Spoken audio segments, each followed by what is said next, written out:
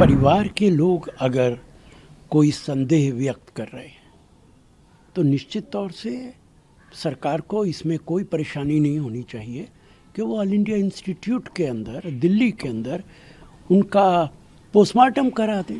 शक और शुबा इसलिए पैदा हो रहा है कि उत्तर प्रदेश के मुख्यमंत्री खुद असेंबली के अंदर ये कह चुके कि मैं ऐसे लोगों को मिट्टी में मिला दूंगा। अगर उसकी नेचुरल डेथ है तो ये सिक्योरिटी बढ़ाने का क्या मतलब है? सरकार किस बात से डरी हुई है? इसकी बड़े पैमाने पर इसकी इंक्वायरी होनी चाहिए, इन्वेस्टिगेशन होना चाहिए। ये नहीं है कि किसी का भी उठा के यूपी के अंदर एनकाउंटर कर दिया जाए। परिवार के लोग अगर कोई संदेह व्यक्त कर रहे हैं तो निश्चित तौर से सरकार को इसमें कोई परेशानी नहीं होनी चाहिए कि वो ऑल इंडिया इंस्टीट्यूट के अंदर दिल्ली के अंदर उनका पोस्टमार्टम करा दें। शक और शुबा इसलिए पैदा हो रहा है कि उत्तर प्रदेश के मुख्यमंत्री खुद असेंबली के अंदर ये कह चुके कि मैं ऐसे लोगों को मिट्टी में मिला दूंगा।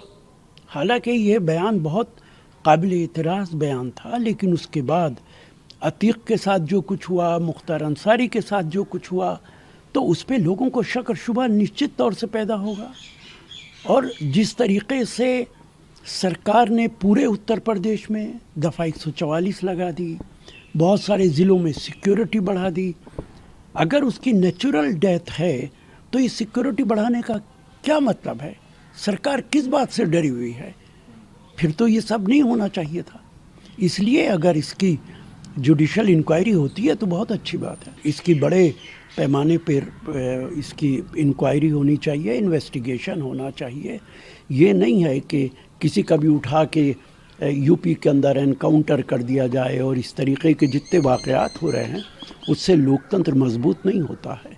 लोगों के दिलो दिमाग में बहुत सारे सवालात खड़े हो जाते हैं।